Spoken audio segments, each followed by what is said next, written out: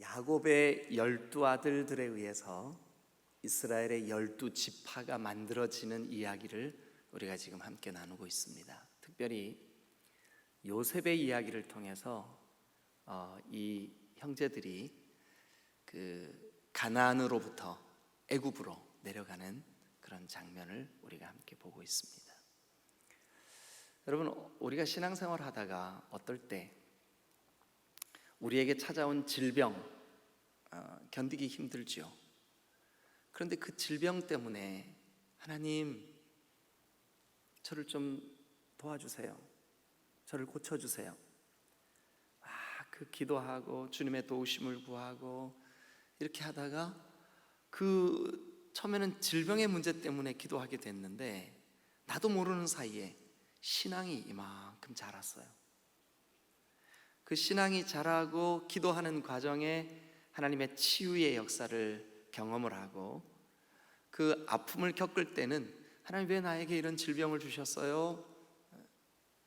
근데 시간이 지나고 되돌아보니까 그 질병이 아니었으면 내 믿음이 이만큼 자라지를 못한 거예요. 그게 나에게 복이었구나. 우리가 그런 경험들을 해요. 또 우리에게 찾아왔던 어떤 그 지체와의 갈등, 그 갈등을 겪을 때는 우리가 얼마나 힘들어요. 하나님, 왜 하필 저런 사람과 내가 이렇게 같은 지체가 되고 같은 목장이 되고 왜 이렇게 저를 힘들게 하십니까? 그 지체와의 갈등 문제 때문에 울기도 하고 하나님 앞에 그냥 몸부림치기도 하고 그랬단 말이에요.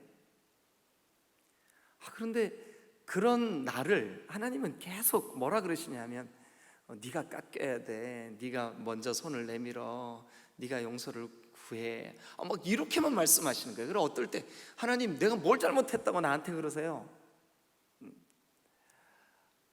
그런데 하나님께 순종하게 되고 시간이 지나고 보니까 그 관계의 갈등 때문에 내가 하나님의 사람으로 다듬어져 가고 있는 거예요.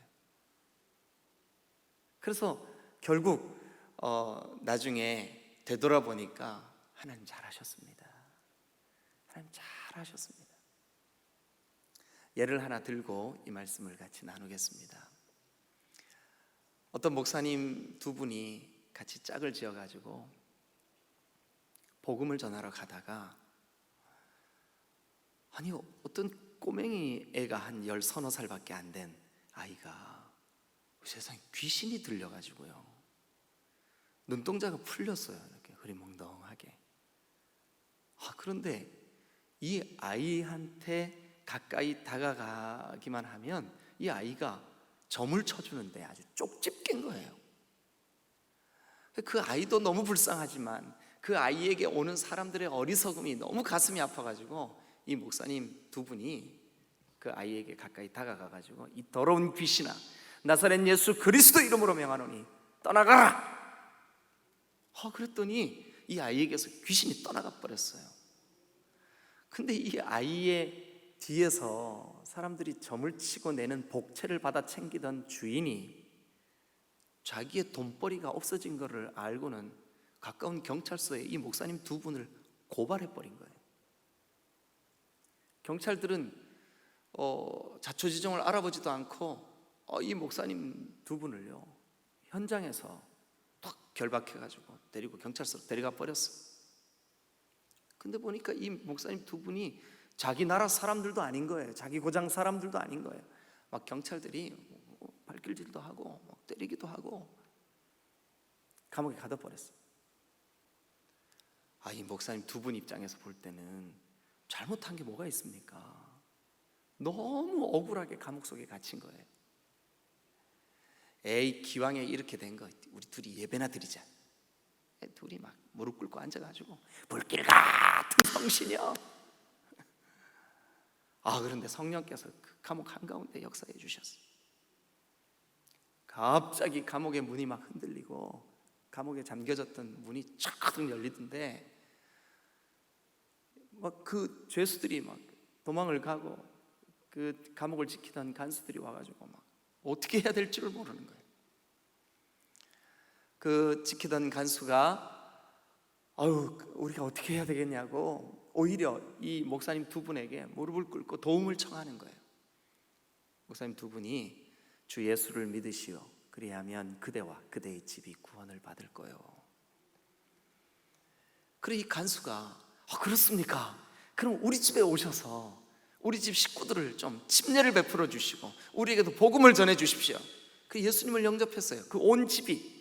그래서 생긴 교회 이름이 빌립보 교회예요. 매 맞을 때는, 억울하게 갇힐 때는, 귀신 내어 쫓아줬다고 답답한 일을 만났을 때는 하나님 왜 이렇게 하세요?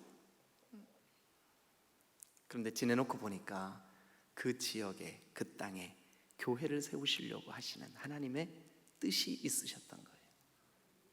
그 순간은 우리가 몰라요. 근데 지내놓고 보니까 하나님의 뜻이 있으셨어요. 하나님의 뜻, 하나님의 계획, 이것을 뭐라 그러느냐? 신학생들이 복잡하게 신학교에서 어려운 말 배워요. 섭리라 그럽니다. 섭리, 하나님의 섭리. 여러분, 여러분들의 삶과 인생 속에 지금 하나님이 섭리하고 계세요. 하나님의 뜻이 있다고요. 뭐라 그런다고요? 섭리, 하나님의 섭리. 그때 직장에서 내가 그 어려운 고통을 겪고 사람들이 나를 예수 믿는다고 막 이렇게 하고 이렇게 지내놓고 봤더니 그 일 때문에 우리 직장에 신우회가 생겼어요. 이게 참 놀랍구나. 섭리. 자, 우리 이제 창세기 45장으로 한번 돌아가 보겠습니다. 여기 기가 막힌 하나님의 섭리가 있어요. 뭐냐 하면 이제 여러분 요셉이 자기 동생 베냐민의 자루 속에 은잔을 감추고 베냐민을 볼모로 잡아놓기 위해서 이렇게 작전을 세워서 이렇게 했어요. 그런데 의외의 반응이 나타난 거예요. 이 유다가 자기 형님 중에 넷째 형님이 유다가 몇째죠? 루벤, 시므온, 레위, 유다. 넷째 맞죠? 막 적극적으로 나서서 이 베냐민을 데리고 가야 된다고, 이 아이를 안 데리고 가면 우리 아버지가 돌아가시게 될 거라고. 안타깝게 요셉인지도 모르고 애굽의 총리한테 막 도움을 청합니다.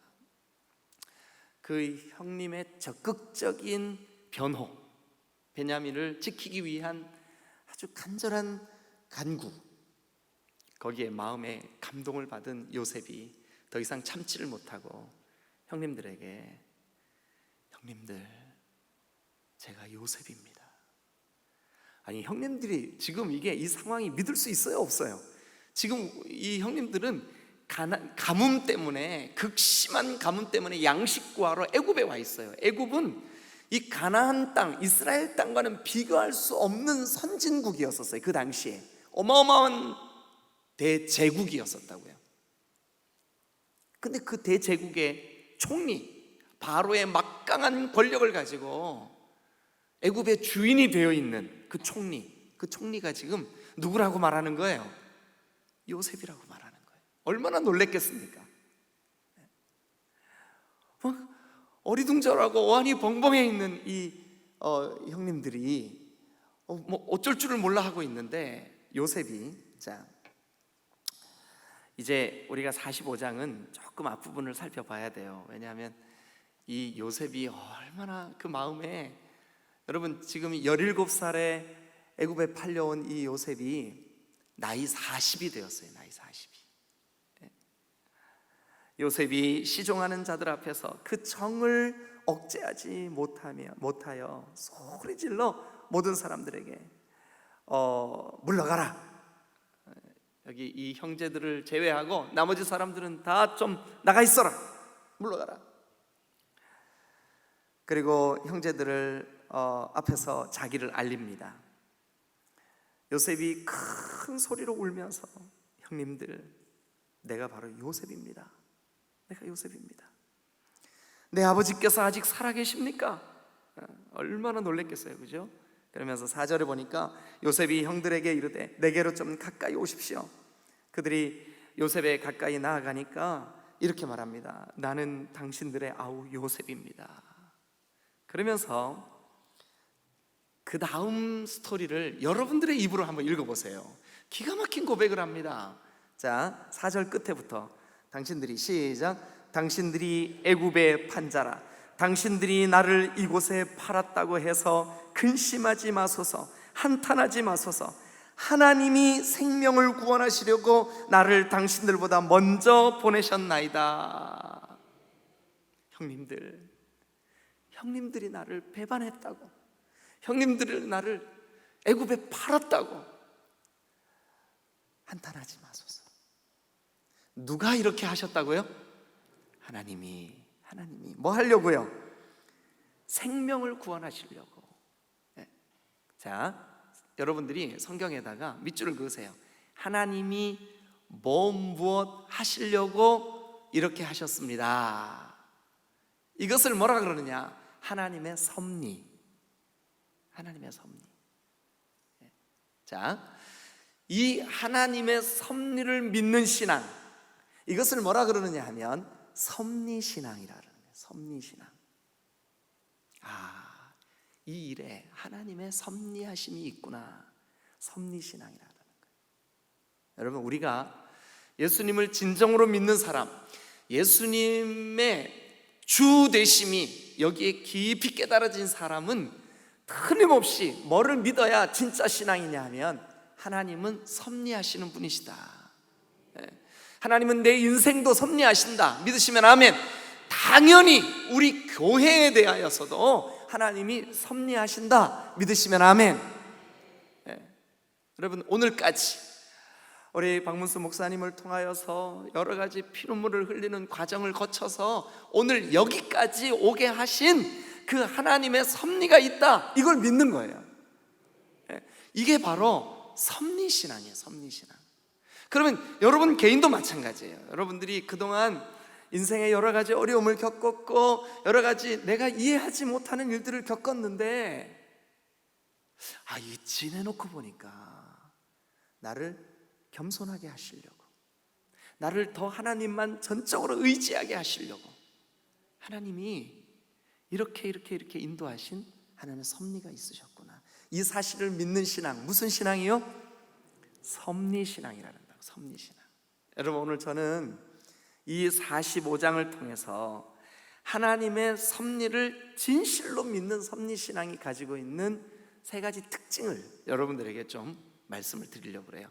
정말 요셉이 마음속에 형님들은 나를 팔았지만, 형님들은 나를 배신했지만, 형님들은 나를 죽이려고 했지만, 그러나 하나님은 형님들과 아버지와 우리 가문과 우리 집안의 생명을 보존시키시려고 하나님이 이렇게 하셨습니다. 나를 먼저 보내셨습니다. 나를 애굽에 내려오게 하셨습니다. 나를 애굽의 총리 되게 하셨습니다. 요셉이 믿었던 신앙. 그런데 이 섭리가 어디서부터 흘러오냐 하면 주 예수 내가 알기 전 날 먼저 사랑했네. 그러니까 주 예수님을 내가 알기 전부터 예수님이 나의 구주가 되신다고 내가 고백하기도 전부터 하나님은 우리 인생을 섭리하고 계신 거예요. 믿으시면 아멘.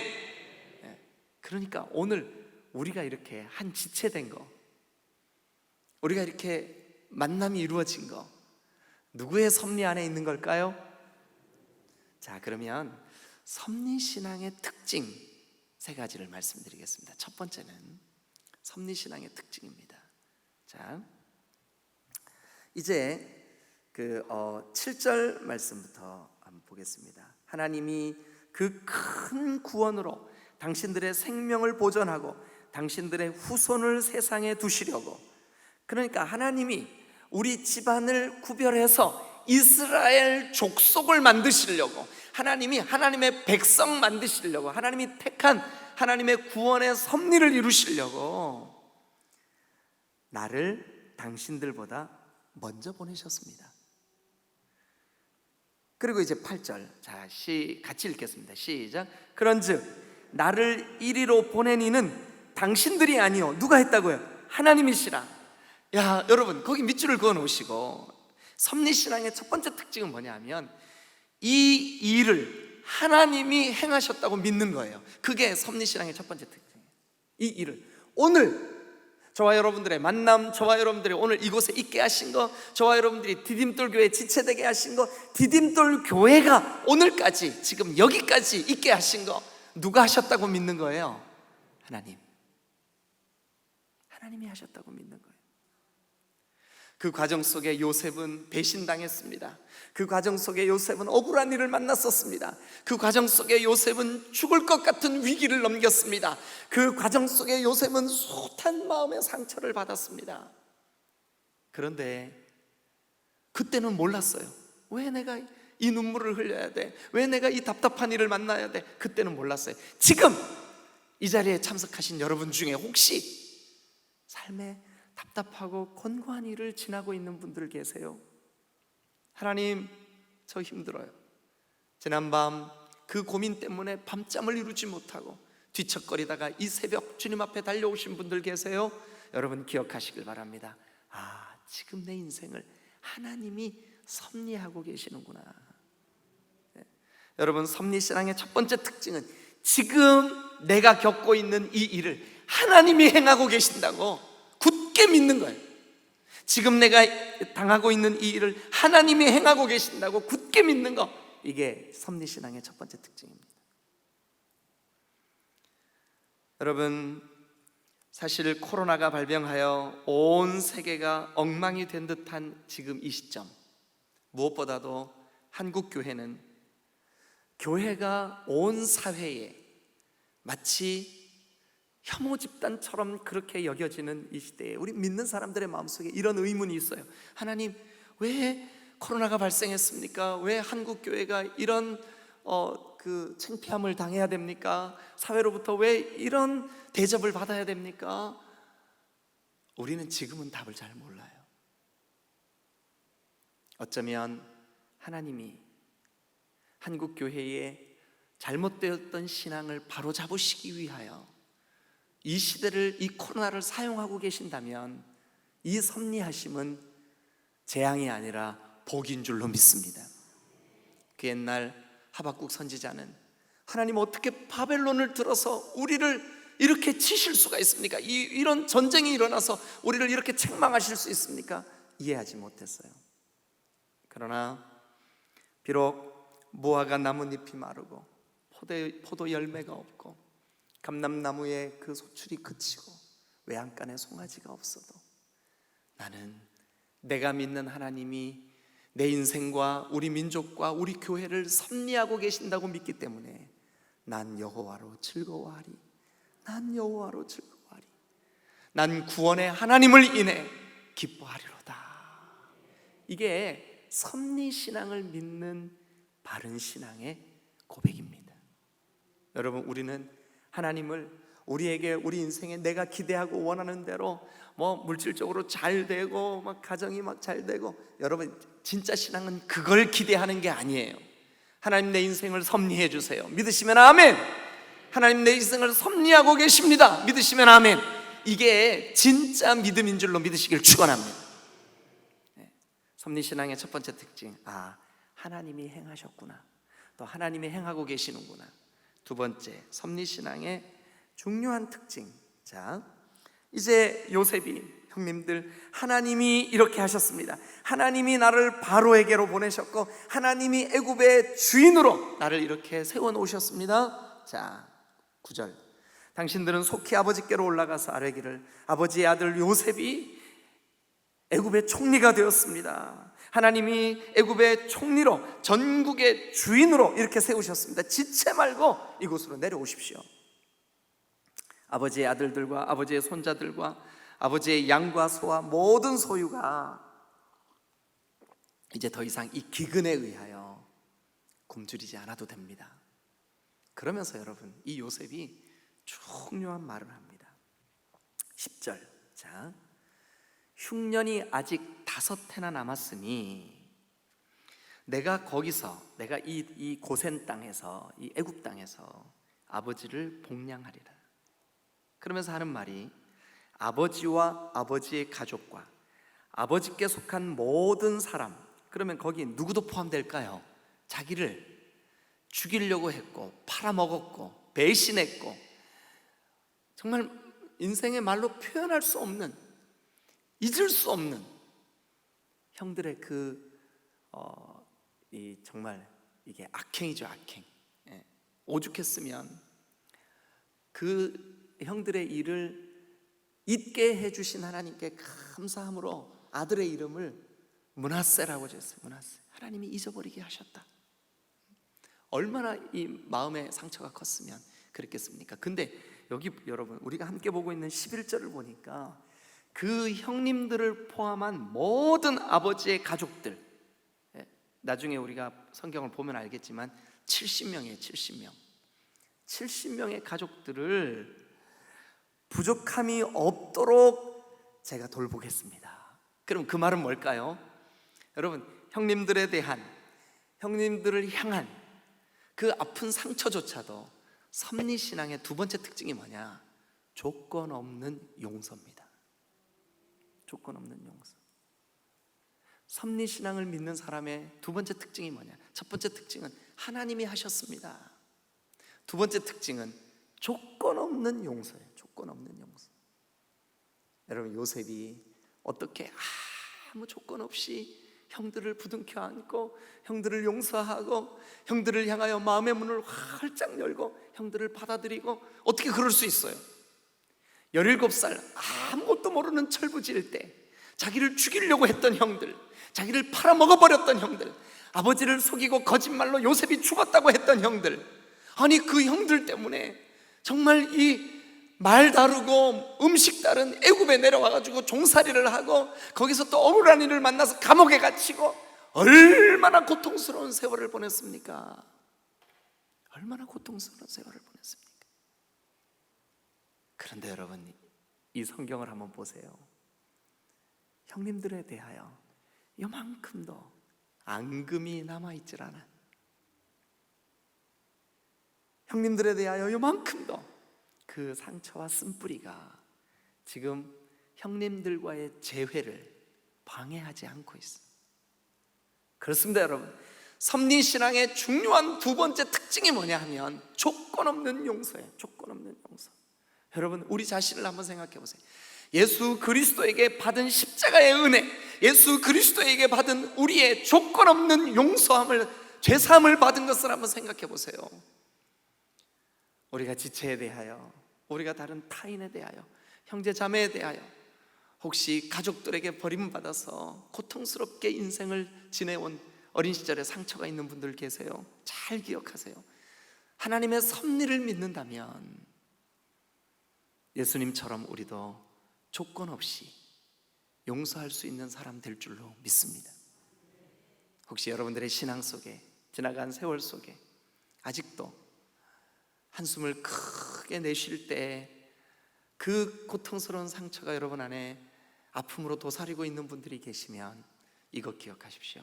하나님의 섭리를 진실되게 믿는다면 섭리신앙의 두 번째 특징은 조건 없는 용서. 조건 없는 용서. 자, 세 번째, 이 섭리신앙의 세 번째 특징이 뭘까요? 이제 계속해서 그 다음 말씀을 한번 읽어보겠습니다. 12절. 당신들의 눈과 내 아우 베냐민의 눈이 보는 바, 당신들에게 이 말을 하고 있는 납니다. 요셉입니다. 내 입입니다. 제가 이 형님들을 다 책임지겠습니다. 그러면서 당신들은 내가 애굽에서 누리는 영화와 당신들의 본 모든 것을 얼른 가서 아버지께 아뢰고 속히 아버지를 모시고 와 주십시오. 그 말을 하고 난 다음에 자기 아우 베냐민, 얼마나 보고 싶었을까요? 17살에 자기 동생을 정말 더 이상 만날 수 없었던 이 고통스러운 세월, 지금 나이 40이 다 돼가지고, 그러니까 여러분 23년을 헤어져 있었어요. 얼마나 보고 싶었을까. 네. 그런데 그 동생의 목을 안고 형이 울기 시작합니다. 베냐민아, 얼마나 보고 싶었는지 모른다. 너 고생 많았구나. 베냐민도 요셉의 목을 안고 웁니다. 형님, 저도 형님이 너무 보고 싶었습니다. 진짜 죽은 줄 알았습니다. 이렇게 살아있으니 너무너무 고맙습니다. 얼마나 울었을까요? 여러분, 이게 영화로 만들어지면 야, 이거 보면서 참 그럴 것 같아요. 그죠? 이산가족 찾기 할 때 제가 그때 고등학생이었었거든요. 고등학생이었는데, 아유 세상에, 저는 잃어버린 사람이 아무도 없어요. 그런데도 비가 오나 이러면 막 눈물이 나는 거예요. 눈이 오나 그러면 막 우는 거예요. 바람이 부나 그러면 막 TV 앞에 앉아가지고 잃어버린 사람도 없는데 그러고 있는 거예요. 여러분, 이 장면 참 성경이지만 우리도 눈물 나지 않아요? 요셉이 베냐민의 목을 안고 웁니다. 베냐민도 형의 목을 안고 웁니다. 형제들이 다 웁니다.